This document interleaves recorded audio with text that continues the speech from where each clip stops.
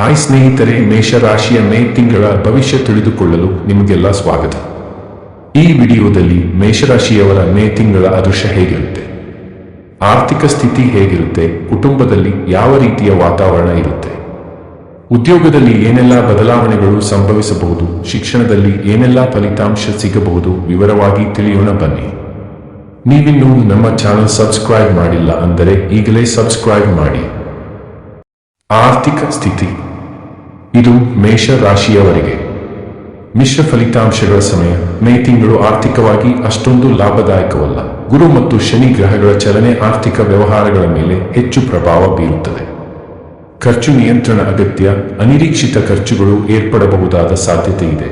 ವಿಶೇಷವಾಗಿ ಮೇ 20ರ ನಂತರ ಈ ವಿಷಯದಲ್ಲಿ ಹೆಚ್ಚು ಎಚ್ಚರಿಕೆ ವಹಿಸಬೇಕಾಗುತ್ತದೆ. ಬಜೆಟ್ ಅನುಸರಿಸಿ. ಈ ಸಮಯದಲ್ಲಿ ಖರ್ಚುಗಳನ್ನು ನಿಯಂತ್ರಣದಲ್ಲಿಡಲು ಬಜೆಟ್ ರೂಪಿಸಿ ನಡೆಯುವುದು ತುಂಬಾ ಉಪಯುಕ್ತವಾಗುತ್ತದೆ. ಹೂಡಿಕೆ ವಿಚಾರದಲ್ಲಿ ಎಚ್ಚರಿಕೆ. ಈ ತಿಂಗಳಲ್ಲಿ ದೊಡ್ಡ ಹೂಡಿಕೆಗಳ ಪ್ಲಾನ್ಗಳನ್ನು ಮುಂದೂಡುವುದು ಉತ್ತಮ. ಷೇರು, ಬಂಡವಾಳ ಅಥವಾ ರಿಯಲ್ ಎಸ್ಟೇಟ್ ಹೂಡಿಕೆಗಳಲ್ಲಿ ತಾತ್ಕಾಲಿಕ ತಡೆ ಬೇಕಾಗಬಹುದು. ಹಳೆಯ ಸಾಲಗಳ ಪಾವತಿ. ಕೆಲವರು ಹಿಂದಿನ ಸಾಲ ಅಥವಾ ಹಣಕಾಸು ಬಾಧ್ಯತೆಗಳನ್ನು ತೀರಿಸುವ ಯತ್ನ ಮಾಡಬಹುದು. ಮೇ ತಿಂಗಳಲ್ಲಿ ಕೆಲವು ಲಾಭದ ಯೋಗಗಳನ್ನು ಸಹ ನೋಡಬಹುದು. ಹಸುವಿಗೆ ದಾನ ಅಥವಾ ಅನ್ನದಾನ ಮಾಡುವುದು ಆರ್ಥಿಕ ಲಾಭಕ್ಕೆ ಸಹಕಾರಿಯಾಗುತ್ತದೆ. ಹವಳ ಧರಿಸಿದರೆ ಧನ ಸಂಪತ್ತಿಗೆ ಶುಭವಾಗುತ್ತದೆ ಎಂದು ಶಾಸ್ತ್ರ ತಿಳಿಸುತ್ತದೆ. ವ್ಯಾಪಾರಿಗಳಿಗೆ ಗ್ರಾಹಕರ ವಿಶ್ವಾಸ ಬೆಳೆಸಿದಲ್ಲಿ ಲಾಭದ ಅವಕಾಶವಿದೆ. ಆದರೆ ವ್ಯಾಪಾರದ ಹೊಸ ಯೋಜನೆಗಳನ್ನು ಜುಲೈ ತಿಂಗಳವರೆಗೆ ಕೈಹಿಡಿಯದಿರುವುದು ಶ್ರೇಯಸ್ಕರ. ಮೇಷರಾಶಿಯವರು 2025ರ ಮೇ ತಿಂಗಳಲ್ಲಿ ಕುಟುಂಬ ಮತ್ತು ವೈವಾಹಿಕ ಜೀವನದಲ್ಲಿ ಮಿಶ್ರ ಅನುಭವಗಳನ್ನು ಎದುರಿಸಬಹುದು. ಕುಟುಂಬ ಜೀವನ. ಸಾಮಾನ್ಯ ಶಾಂತಿ. ಕೆಲ ಸಂದರ್ಭಗಳಲ್ಲಿ ಉದ್ವಿಗ್ನತೆ. ಗುರು ಮತ್ತು ಶನಿ ಗ್ರಹಗಳ ಪ್ರಭಾವದಿಂದ ಕುಟುಂಬದೊಳಗಿನ ಶಾಂತಿ ಕೆಲವೊಂದು ಸಂದರ್ಭಗಳಲ್ಲಿ ಅಸ್ತವ್ಯಸ್ತವಾಗಬಹುದು. ಒಂದು ಹಂತದಲ್ಲಿ ಬಿಸಿ ಗೊಂದಲಗಳಾಗಬಹುದಾದರೂ ಧೈರ್ಯ ಮತ್ತು ಸಂಯಮದಿಂದ ಸಮಸ್ಯೆಗಳನ್ನು ಬಗೆಹರಿಸಬಹುದು. ಅಕ್ಕ ತಂಗಿ ತಮ್ಮಂದಿರ ನಡುವೆ ನಿರೂಪಣಾ ಅಸಮಾಧಾನ. ಕೆಲವು ಕುಟುಂಬ ಸದಸ್ಯರ ನಡುವಿನ ಸಂವಹನ ಕೊರತೆಯಿಂದ ಮನಸ್ತಾಪ ಉಂಟಾಗಬಹುದು. ಸಂವಹನ ಕೌಶಲ್ಯ ಬಳಸಿಕೊಂಡು ಸಂಧಾನದ ನಿಲುವನ್ನು ಈ ಸಮಯದಲ್ಲಿ ಅಳವಡಿಸಬೇಕು. ಮಕ್ಕಳ ವಿಚಾರದಲ್ಲಿ ಸಂತೋಷ. ಮಕ್ಕಳ ಸಾಧನೆ ಅಥವಾ ಆರೋಗ್ಯ ಕುರಿತಾಗಿ ಸಂತೋಷದ ಸಂಗತಿಗಳು ಉಂಟಾಗಬಹುದು. ವೈವಾಹಿಕ ಮತ್ತು ಸಂಬಂಧ. ರಾಹು ಕೇತು ಪ್ರಭಾವ. ರಾಹು ಮತ್ತು ಕೇತುವಿನಿಂದ ದಾಂಪತ್ಯದಲ್ಲಿ ಕೆಲ ಕ್ಷಣಗಳಲ್ಲೇ ಗಂಭೀರ ಭಿನ್ನಾಭಿಪ್ರಾಯಗಳು ಉಂಟಾಗಬಹುದು. ಇವು ತಾತ್ಕಾಲಿಕವಾಗಿದ್ದು ಬುದ್ಧಿವಂತಿಕೆಯ ಜೊತೆ ಮಾತುಕತೆ ನಡೆಸಿದರೆ ಬಗೆಹರಿಸಬಹುದಾಗಿದೆ. ತಾಳ್ಮೆ ಮತ್ತು ಗೌರವ ಅಗತ್ಯ. ಸಂಗಾತಿಯ ಭಾವನೆಗಳಿಗೆ ಮೌಲ್ಯ ನೀಡುವುದು, ತಮ್ಮ ಅಭಿಪ್ರಾಯಗಳನ್ನು ಶಾಂತಿಯುತವಾಗಿ ಹಂಚಿಕೊಳ್ಳುವುದು ಸಂಬಂಧದ ಸುಗಮತೆಗೆ ಸಹಕಾರಿ. ಪ್ರೇಮ ಸಂಬಂಧಗಳಲ್ಲಿ ಪರೀಕ್ಷೆಯ ಸಮಯ. ಬದ್ಧತೆಯ ಕೊರತೆ, ಅನುಮಾನ ಅಥವಾ ದೂರವಿರುವ ಕಾರಣದಿಂದಾಗಿ ಸಂಬಂಧದಲ್ಲಿ ಒತ್ತಡ ಸಾಧ್ಯವಿದೆ. ಆದರೆ ನಂಬಿಕೆ ಮತ್ತು ಪರಸ್ಪರ ಸಂಭಾಷಣೆಯಿಂದ ಈ ಸಮಯವನ್ನು ಜವಾಬ್ದಾರಿಯಿಂದ ಎದುರಿಸಬಹುದು. ಪರಿಹಾರ ಉಪಾಯಗಳು. ಹನುಮಾನ್ ಚಾಲೀಸಾ ಪಠಿಸಿ. ಹಸುವಿಗೆ ಬಾಳೆಹಣ್ಣು ಅಥವಾ ಹಸಿರು ಹುಲ್ಲು ನೀಡುವುದು ಕುಟುಂಬ ಶಾಂತಿಗೆ ಉಪಯುಕ್ತ. 2025ರ ಮೇ ತಿಂಗಳಲ್ಲಿ ಮೇಷರಾಶಿಯವರು ಶಿಕ್ಷಣ ಮತ್ತು ಉದ್ಯೋಗ ಕ್ಷೇತ್ರಗಳಲ್ಲಿ ಮಿಶ್ರ ಫಲಗಳನ್ನು ಅನುಭವಿಸಬಹುದಾಗಿದೆ. ಶಿಕ್ಷಣ ಭವಿಷ್ಯ. ಏಕಾಗ್ರತೆಯ ಸಮಸ್ಯೆ. ಈ ತಿಂಗಳಲ್ಲಿ ವಿದ್ಯಾರ್ಥಿಗಳಿಗೆ ಒತ್ತಡ ಮತ್ತು ಅಲಕ್ಷ್ಯದಿಂದ ಕಲಿಕೆಯಲ್ಲಿ ಒತ್ತಡ ಉಂಟಾಗಬಹುದು. ಮನಸ್ಸು ಚಂಚಲವಾಗಿರುವ ಕಾರಣ ಓದಿನಲ್ಲಿ ಏಕಾಗ್ರತೆಯ ಕೊರತೆ ಕಂಡುಬರುವ ಸಾಧ್ಯತೆ ಇದೆ. ಪರೀಕ್ಷೆಗಳಿಗೆ ತಯಾರಿ ಅಗತ್ಯ. ಮೇ ತಿಂಗಳ ಕೊನೆಯ ಭಾಗದಲ್ಲಿ ಪರೀಕ್ಷೆಗಳು ಅಥವಾ ಸ್ಪರ್ಧಾತ್ಮಕ ಪರೀಕ್ಷೆಗಳ ಫಲಿತಾಂಶಗಳು ಬರುವ ಸಾಧ್ಯತೆಗಳಿವೆ. ಹೀಗಾಗಿ ಎಚ್ಚರಿಕೆಯಿಂದ ಅಧ್ಯಯನ ಮಾಡುವುದು ಮುಖ್ಯ. ವಿದೇಶ ವಿದ್ಯಾಭ್ಯಾಸ ಚಿಂತನೆ. ಜ್ಯೋತಿಷ್ಯದ ಪ್ರಕಾರ ಕೆಲವು ಮೇಷರಾಶಿಯವರು ವಿದೇಶ ಶಿಕ್ಷಣಕ್ಕೆ ಅರ್ಜಿ ಸಲ್ಲಿಸಬಹುದು ಅಥವಾ ಅದಕ್ಕೆ ಸಂಬಂಧಿಸಿದ ಉತ್ತಮ ಸುದ್ದಿಯನ್ನು ಕೇಳಬಹುದು. ವಿದ್ಯಾರ್ಥಿಗಳು ಓದಲವ ಮೊದಲು ಗಣೇಶ ಸ್ಮರಣೆ ಅಥವಾ ವಿದ್ಯಾ ಪ್ರಾರ್ಥನೆ, ಸರಸ್ವತಿ ಅಷ್ಟೋತ್ತರ ಮಾಡುವುದರಿಂದ ಏಕಾಗ್ರತೆ ಹೆಚ್ಚಿಸಬಹುದು. ಉದ್ಯೋಗ ಅಥವಾ ವೃತ್ತಿ ಭವಿಷ್ಯ. ಸ್ಥಾಯಿಶೀಲತೆಗಾಗಿ ಶ್ರಮ ಅಗತ್ಯ.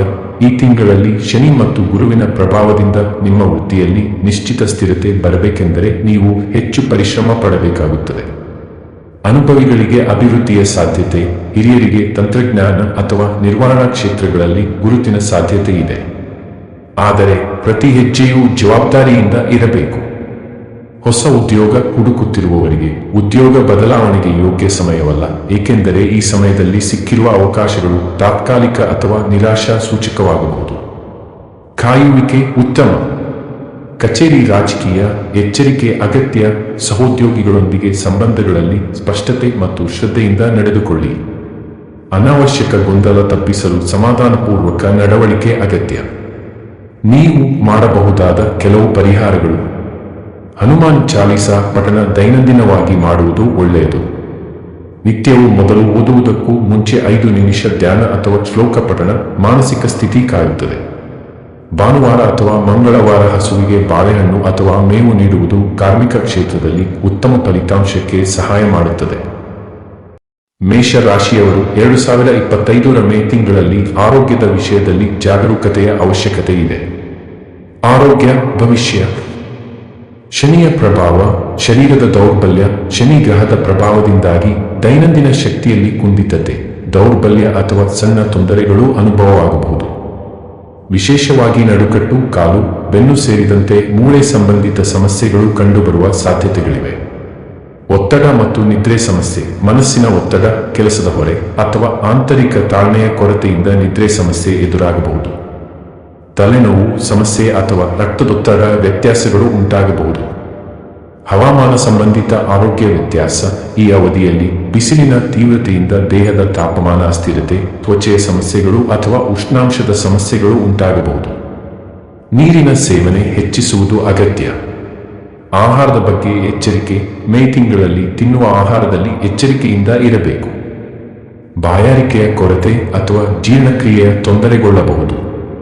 ಹೆಚ್ಚು ಎಚ್ಚರಿಕೆ ವಹಿಸಬೇಕಾದವರು: ಹಿರಿಯರು, 60 ವರ್ಷದ ಮೇಲವರು, ಬೆನ್ನು ನೋವು, ಅಸ್ಥಿವ್ಯಾಧಿ, ಏಟೆ ಅಥವಾ ಕಚೇರಿ ಕೆಲಸ ಮಾಡುವವರು, ಕುಳಿತುಕೊಳ್ಳುವ ಭಂಗಿಯ ಪರಿಣಾಮಗಳು, ಮಹಿಳೆಯರು, ರಜೋವತಿ ಸಂಬಂಧಿತ ಸಮಸ್ಯೆಗಳು, ಮಕ್ಕಳಿಗೆ ಬಿಸಿ ಹವಾಮಾನದಿಂದ ಉಂಟಾಗುವ ತ್ವಚೆಯ ಸಮಸ್ಯೆಗಳು. ಆರೋಗ್ಯ ಸುಧಾರಣೆಗಾಗಿ ಉಪಾಯಗಳು: ದೈನಂದಿನ ವ್ಯಾಯಾಮ, ಹಲವಾರು ನಿಮಿಷಗಳ ನಡಿಗೆ ಅಥವಾ ಯೋಗ, ಹನುಮಾನ್ ಚಾಲೀಸಾ ಅಥವಾ ಆದಿತ್ಯ ಹೃದಯಂ ಪಠಣ, 7 ಬಾಳೆಹಣ್ಣು ಅಥವಾ ತೆಂಗಿನಕಾಯಿ ದಾನ ಆರೋಗ್ಯದ ಶುದ್ಧೀಕರಣಕ್ಕಾಗಿ ಶುಭಕರ.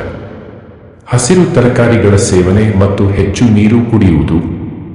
ಈ ತಿಂಗಳಲ್ಲಿ ಆರೋಗ್ಯದ ಮೇಲ್ವಿಚಾರಣೆ ಎಚ್ಚರಿಕೆಯಿಂದ ಮಾಡಿದರೆ ಹೆಚ್ಚಿನ ತೊಂದರೆಗಳನ್ನು ತಪ್ಪಿಸಬಹುದು.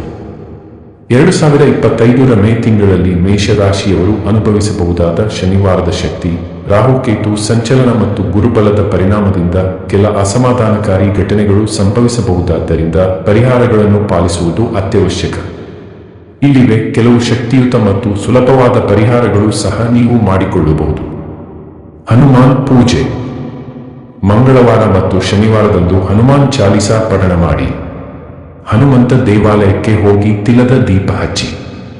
ಕೆಂಪು ಪುಷ್ಪ, ಬೆಲ್ಲ ಮತ್ತು ಆಂಜನೇಯನ ಅಲಂಕಾರಿಕೆ ಮಾಡುವುದು ಶುಭದಾಯಕ. ದುರ್ಗಾ ಪೂಜೆ. ಶಕ್ತಿ ದೇವಿಯನ್ನು ಸಮರ್ಪಣೆ ಮಾಡುವುದರಿಂದ ರಾಹು ಕೇತು ದೋಷ ನಿವಾರಣೆಗೂ ಸಹಕಾರವಾಗುತ್ತದೆ. ಪ್ರತಿದಿನ ಬೆಳಿಗ್ಗೆ ದುರ್ಗಾ ಕವಚ ಅಥವಾ ಲಲಿತಾ ಸಹಸ್ರನಾಮ ಪಠಣ ಮಾಡಬಹುದು. ದಾನೋಧರ್ಮ ಮಾಡಿ. ಬಳಸದ ಬಟ್ಟೆ ಅಥವಾ ಆಹಾರವನ್ನು ಬಡವರಿಗೆ, ಅಶಕ್ತರಿಗೆ ದಾನ ಮಾಡಿ. ಹಸುವಿಗೆ ಹಸಿರು ಹುಲ್ಲು ಅಥವಾ ಬಾಳೆಹಣ್ಣು ನೀಡುವುದು ಧನಲಾಭ, ಆರೋಗ್ಯ ಮತ್ತು ಕುಟುಂಬ ಶಾಂತಿಗೆ ಸಹಕಾರಿ.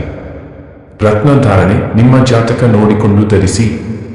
ಹವಳ, ರೆಡ್ ಕೋರಾಲ್ ಧರಿಸಬಹುದು, ಆದರೆ ಇದು ನಿಜವಾದ ಜಾತಕದ ಪರಿಶೀಲನೆ ಬಳಿಕ ಮಾತ್ರ ಧರಿಸಬೇಕು. ಓಂ ಅಂಗಾರಕಾಯ ನಮಃ ಮಂತ್ರವನ್ನು 108 ಬಾರಿ ಜಪ ಮಾಡುವುದು ಉತ್ತಮ. ತೀರ್ಥಯಾತ್ರೆ ಅಥವಾ ಕ್ಷೇತ್ರ ಪ್ರವಾಸ. ಶಕ್ತಿ ಕ್ಷೇತ್ರ, ದೇವಿಯ ಸ್ಥಳ ಅಥವಾ ಹನುಮಾನ್ ಮಂದಿರ ಭೇಟಿಯಿಂದ ನಿಮ್ಮ ಮನಸ್ಸಿನ ಶಕ್ತಿ ಹೆಚ್ಚುತ್ತದೆ.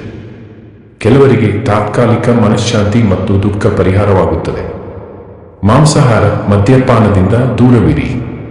ಮೇ ತಿಂಗಳಲ್ಲಿ ಮನುಷ್ಯನ ರಕ್ತದ ಪ್ರಭಾವ, ಶರೀರದ ತಾಪಮಾನ ಇತ್ಯಾದಿ ಹೆಚ್ಚು ಚಲನೆಗೊಳ್ಳುವ ಸಮಯ. ಆದ್ದರಿಂದ ಆಯಾಸದಂತಹ ಆಹಾರ ಪಾನೀಯದಿಂದ ದೂರವಿರುವುದು ಉತ್ತಮ.